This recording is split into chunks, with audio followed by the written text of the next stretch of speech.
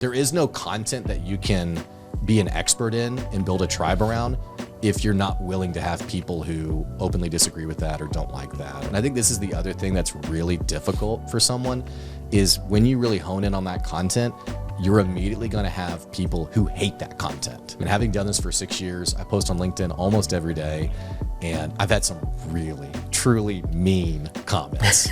And then from there, you can choose the channel, whether that's podcasting or social media or YouTube. And it doesn't have to be social media related. It could be a newsletter. It could be anything. Right. But then you just have to commit to it. Here's the deal. Creating consistent content is really overwhelming sometimes. And I'm sure for you, because it is for me, we don't really have a place to start. And so on our episode today, Blake Benz of Good Advice, he actually has a great process that we're going to walk through to creating very simple content that will connect with an audience and keeping it authentic. So that way that you are building trust with your audience and potential client. And so I'm really excited to jump into this episode today with Blake Benz.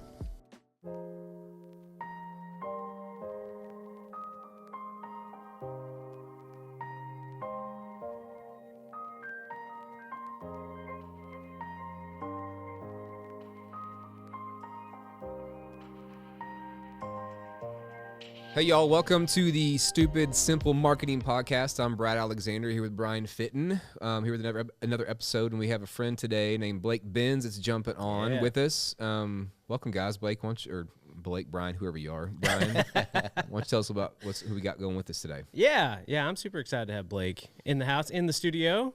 You've been up here a few times for we've talked about for events and stuff. And talked about podcasting lots. Yeah. You're in the podcasting world, so I'm very excited to have you here. But give us your 11-second elevator pitch of who you are, what you do. Yeah, so I run a business called Good Advice, and we're a growth company. We're a consulting company. So we work with small business owners to help them figure out how to make more money and stand out. And there's a couple of done-for-you elements to that as well. But part of that is also the podcasting world. Because I lived the early days of having no customers and was like, what do I do with my time? And, the podcast came around from that. Might as well talk to myself on camera. Right? Yeah, might as well talk to the wall. So all that to say, it's been 6 years, and happy to be here today. Yeah. Well, we're going to dive into the podcasting piece of that. And I know let's expand just a little bit because you have a couple different networking groups. You have, which... It's on my calendar to attend, so I'm very excited. Are you trying to let me down easy? Because you don't have to come. You sent me a cake. I didn't thank you for it. Now I'm telling you I'm going to be at your event. Came in the door. I was like, did you get my cake? No, well, we have enough people in the same circles that it's like, of course I need to come down there to it. So you'd have a lot of good advice. I also love your tagline, the good advice, but not great advice. You're like, I only promise some good advice. I'm really good at ironically, I'm really good at the self-deprecating side of my life, though. That's like the most active thing I try to give people advice against. It's like, no, you gotta own it. Be confident.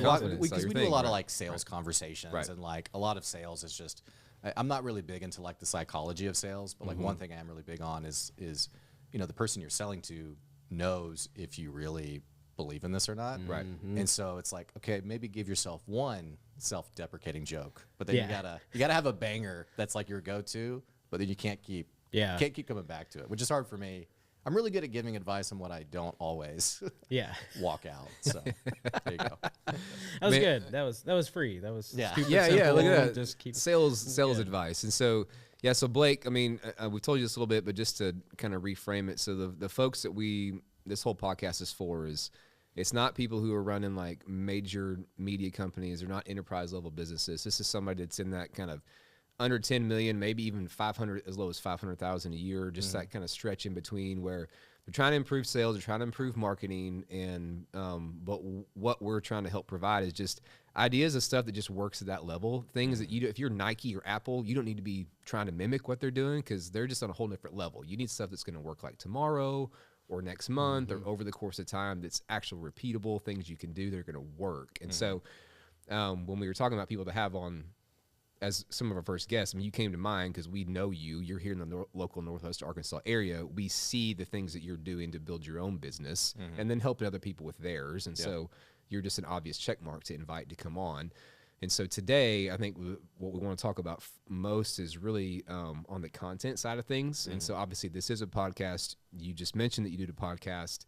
And so maybe we can just talk about that as a content platform or mechanism, whatever you want to say. Yeah. Just talk about, give us some a little bit of rundown of how you approach that, kind of why it's been effective for you, why you believe in it, and just some of the fruit that you've felt has come from it, either directly or even indirectly. Yeah. Maybe that's a good just segue into it. Content works. I mean, I've and I'm really big on like debunking the when someone makes a post and they're like, I posted one podcast episode and I made all this money. I'm like, no, you didn't. Liar. Or like everyone, or like the influencer who's like, everyone's been asking me about it. And you're like, no one asked you. Yeah. So I'm really big on like debunking that kind of stuff. Okay.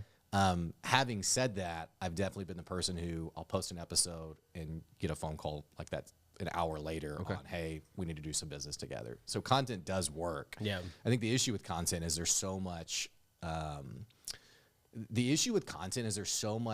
dialogue around content, and a lot of the people who are dialoguing are people who are also trying to sell you something. And so it's never really the whole story. They're just like talking about content as opposed to actually, it's like content about content. Yeah. Well, it'd be like, a good example would be like someone who's like, they're talking about the effectiveness of newsletters, which we know newsletters work for getting people to buy from you. But rather than talking about like the content strategy around a newsletter, what someone will do instead is they'll say, hey, if you pay me this fee, I'll set you up with this really simple drip campaign that's going to have, this kind of ROI. And unfortunately, it's that kind of stupid, simple. Did I say the? You did. That's right. Yeah, that's right. Yeah, that's right. If I said simple, stupid, it's like, how dare you? Yeah, that's right. Right. But unfortunately, the actual authentic dialogue around this doesn't always get shared because there's so much pizzazz put around it. But the bottom line with content is that content does work. You just have to commit to it. And unfortunately, the world we live in today, it's the when I was younger, someone called it the iPod culture. Which isn't really a good analogy anymore. Your iPod, you were like, and I'm sure three of us remember these days of like, you put the CD in and you had like your, what was it called? Your like disc changer or whatever. Well, you had like your iTunes library.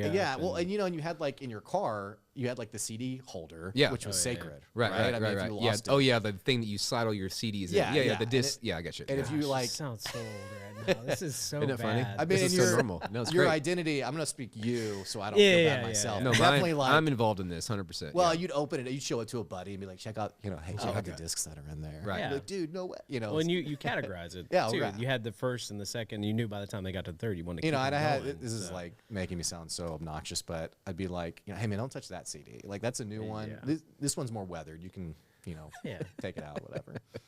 But it's like collecting Pokemon cards, but for CDs. Yeah.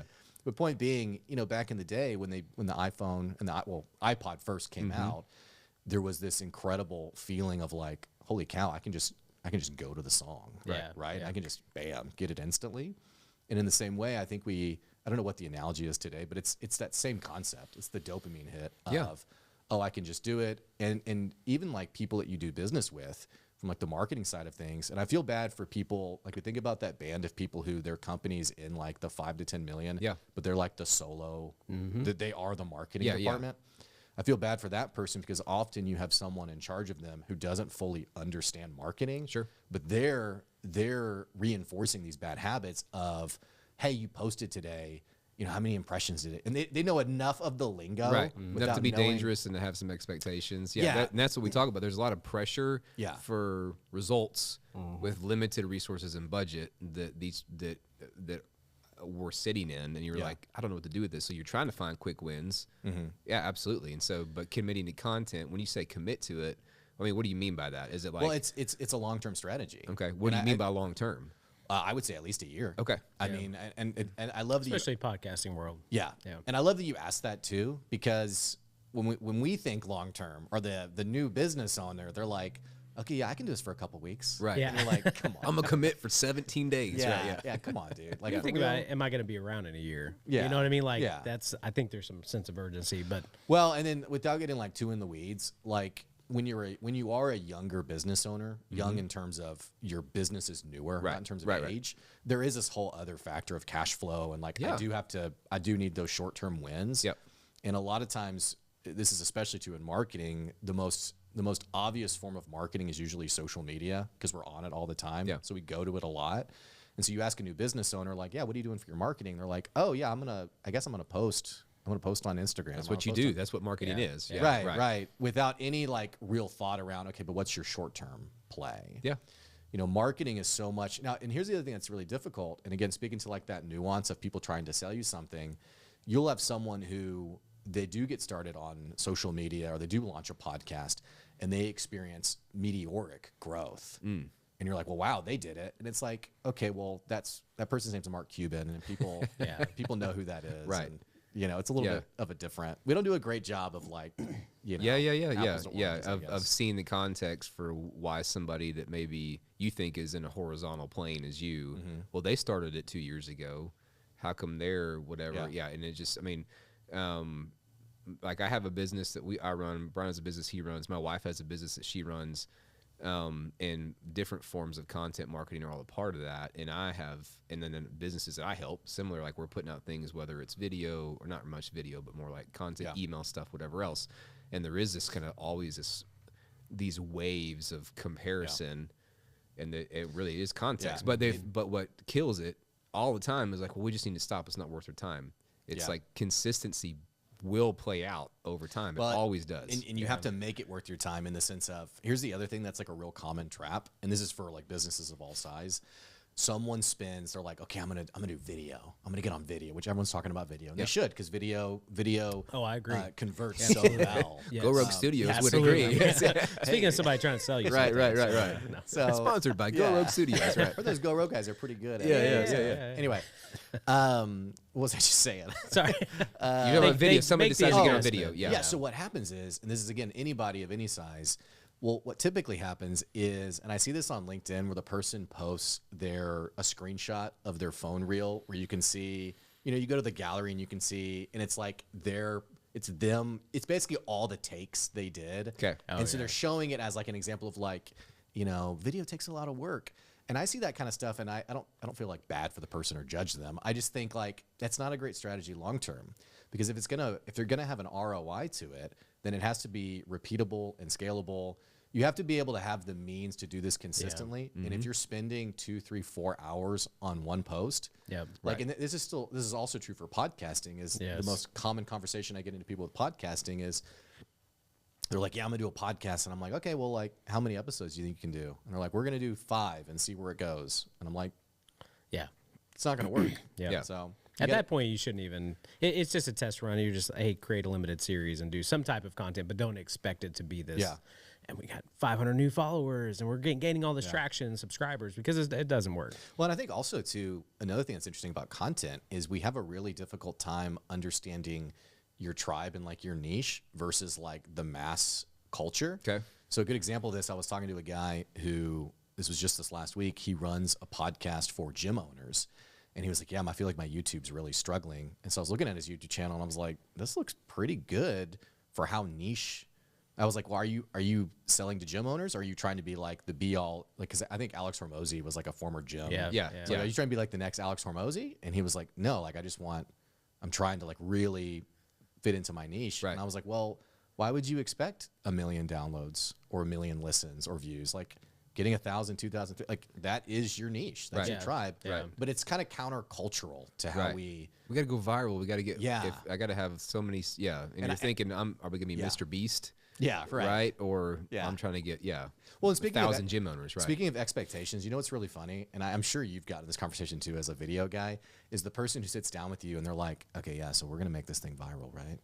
Or they have like a channel. Like I had a guy I was talking to and he was like, man, I love Diary of a CEO podcast. I want that. You're like, I do too. That would be nice. Thanks for telling me. It's like, did you know in the studio they set things a certain level and like have oxygen pumped in so that way you hit these different highs so that way he gets the best interview? I didn't know that. You got that kind of money to invest in your show? Well, and what I said to him was, I was like, what's your budget? And he's like, $1,000. And I was like, you can know they're spending 10K plus per episode. Oh, yeah. But point being, like, expectations, we have a really difficult time understanding like what's doable for me. Yeah.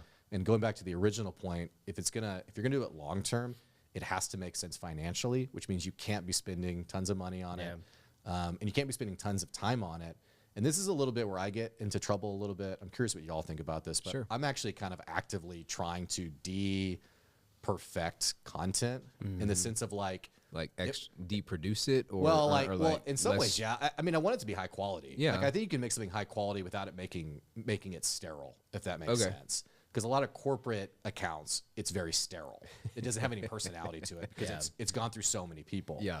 What I'm talking about is like you're doing the intro to the show and you flub. You know, this has been. Are you calling me out right now? Because I totally did that. Right? Yeah. Imagine you totally blew it. Yeah. Right. No, But like, good. rather than like, oh, hang on, guys, let's do another. It's just Right. like, oh, I stumble over my words. Right. And like, I'm really big. I wonder if you get this, but I know for like podcasting, someone who's like, can you take out every breath? Can you take out every? Oh, I hate listening. I hate listening to those shows Yeah. because it's just terrible content. Because I'm like, this doesn't feel like a conversation. Exactly. It feels in the video world, it's jump cuts. I mean, Yeah. and so it's on an audio side of things. Yeah. And so like that doesn't sound natural at all. So Yeah. yes, I agree with you in like making it more realistic. Actually, in an episode that you had recently, it was like, hold on, guys, I got the window open and somebody's mowing their lawn or something. You said something like that, and I was like, what is happening right now? This is awesome. Like it made it very real and you very relatable, and I think people miss that because they are trying to perfect the content. Here's what I will say is 99% of the time what gets recorded is what gets published, but there's a couple more like unhinged ones where I'm like, okay, we probably need to edit this out. Like my toddler's melting down and like literally full Pounding fist on the door, banging on the door, and I'm like, I should maybe. That's a different. There's a line. Because then everybody's gonna be safety concerned. I don't think I'm abusing my child. Right. They just didn't get their ice cream. Well, something that pops into my head while you're talking about this, and that I'm confident we all believe in this, until I say this and you may disagree with me.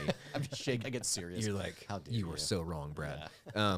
So a huge part of anything in marketing, especially these days, of trying to get somebody to flip that switch, of decide to, all right, I'm gonna check these people out. I'm gonna buy from them. I want to take a next step. I want to hear more. I want to do whatever's next.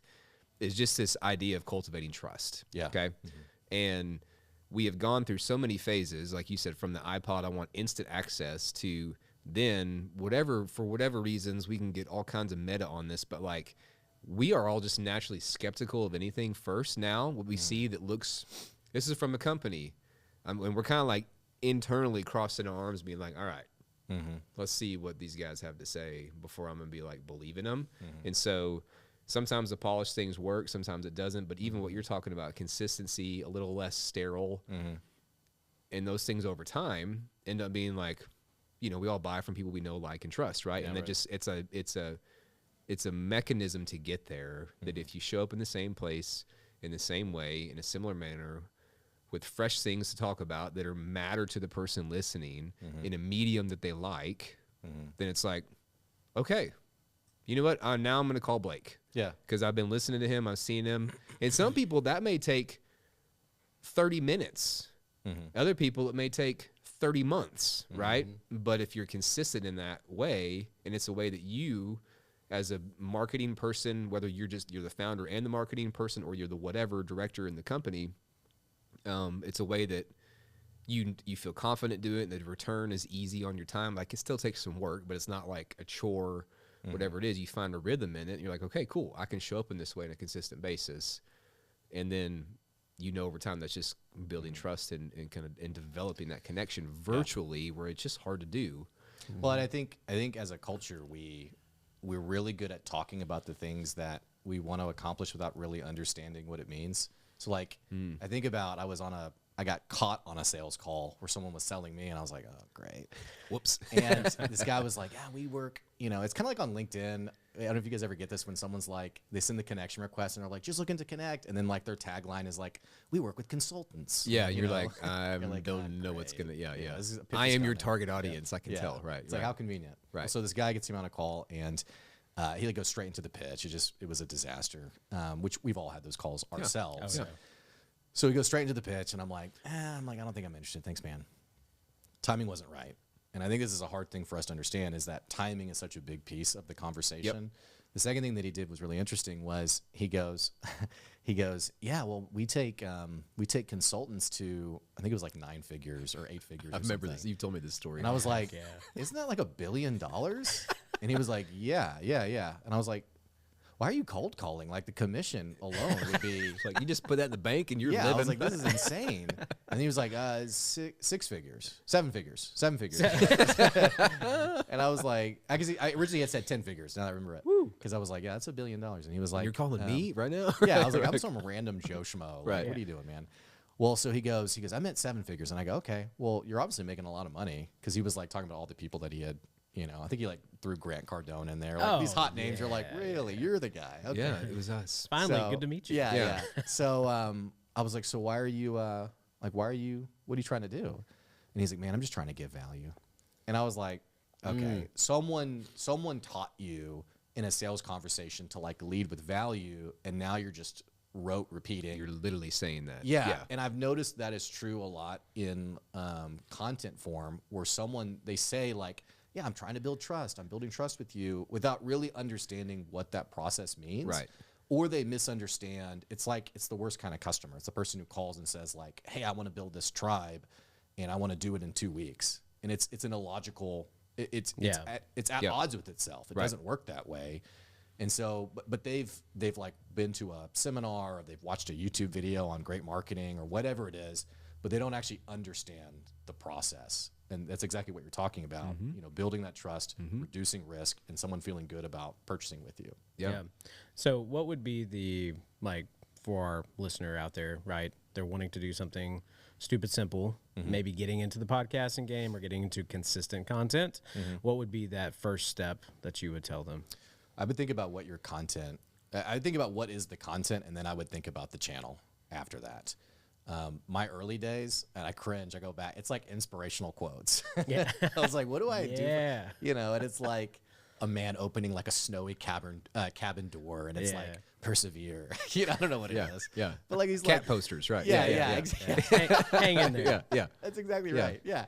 And so I didn't know what my content was. I had to really figure out what it was I was passionate about. And I think this is the other thing that's really difficult for someone, is when you really hone in on that content, you're immediately going to have people who hate that content because they just disagree with it for whatever reason. Yeah. They don't do business that way. They don't see it that way. And this is less about like building intentionally like trolley content or rage baiting, stuff like that, but just understanding. I have found that people are so averse to committing to how they see something because they're scared of what the commenters are going to say. And having done this for 6 years, I post on LinkedIn almost every day.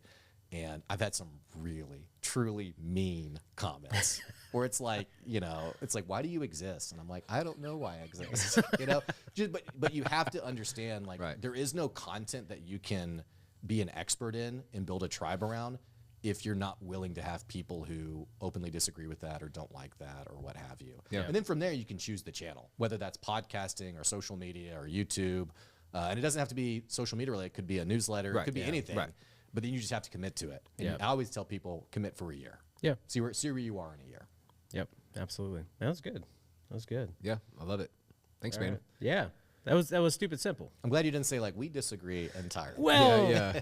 I'm sorry talk for my about that once- comments, yeah, by the way, with on the your show. LinkedIn post. It just turns into more content. It's like, look what this person said, all right, that's tomorrow's post. Honestly, that feeds the beast because all of a sudden now you're going to be shown a lot more places. So True. I understand you're not rage baiting. I've never heard that before. That's really good. Rage baiting is like where most channels are like very subtle about it, but it's like the person who's making like, like those channels that, now I'm getting long-winded with the story now, but the episodes that you see like on Instagram, whatever, where the person's cooking something, or like, today we're going to make a homemade lasagna, but they grab like bologna, they grab, whatever. They're doing it dinosaur noodles wrong on purpose. Exactly. Right. But they're faking it enough That- to get people in the comments. You think because it's it real. does feed Right. the algorithm. Right. Oh, yeah. It And does. so it's rage content to try to get someone, or it'd be like someone who gets on a social. This actually happened to an account that got blasted all over LinkedIn. They publicized an internal email firing a bunch of people, and that went all over the place. Well, they didn't fire a bunch of people. They are the ones who put that email out so that people would engage with the brand. Now, it was such a visceral response. I would have, this is a bad idea. That's a bad But play. they did it Yeah, intentionally sure. for this exact reason of building engagement and awareness around the brand. So don't start with that, Yeah. Start with the is easy wild. stuff. but flip with, Yeah. all right, what are the things I want to talk about and actually put out there, and then with you, it's been podcasts or in video stuff. I mean, I think something else we would probably add is that I tell people, pick the next medium is the word. Like, pick the thing that if you were to do it tomorrow, you wouldn't have to figure out how to do. Yeah. Right? Oh, I could post it on Facebook. I know how to do that. Or, you know what? We can send emails. We know how to do that. You're not like learning a brand new skill immediately to go do it, because that's just going to keep you from doing it. And and then, a year of consistency get you some results, get you feedback, and then you're like, hey, where else could we start doing some stuff? Yeah, absolutely. And typically that's how good books are written as well. Is you blog for a year, you're writing everything, and then you take all of that together, actually see what people are responding to, and then put that into a book. It's an easy, I say easy. As somebody who's never published a book Bryan's before, authored so many books. Yeah, Yes. like podcasting's easy, right? Yeah, sure. It's so simple. So, hey, this was really good. Thanks so much, Blake. We really appreciate it. And we're going to have, you're on our next episode as well. And so, so thank you guys for tuning in. Make sure you subscribe, smash that like button if that's what you're into. And also go follow Good Advice. Yeah. Fantastic podcast. Blake Binns, that's BINNS if you're trying to figure that out. Yeah. So, yeah. Absolutely. Thanks for coming on, Blake. Yeah, thank you.